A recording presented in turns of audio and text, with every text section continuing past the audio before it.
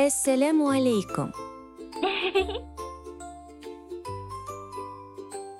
Али, Раяна, сендер не істеп жатырсыңдар? Анашым, біз сурет салып өтірміз. Анашым, қараңыз. Ой, төгіп алдым.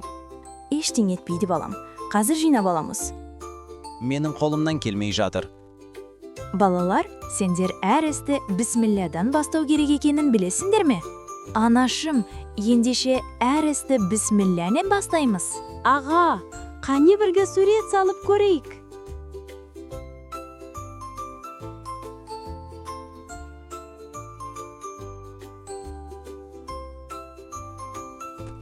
Алақай, менің суретім жақсы шықты.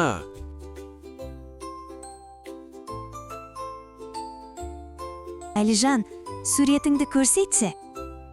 Ана қараңыз, менің суретім әдемі шықты. Балалар, сендер де бисмилләні айтуды ұмытпаңдар.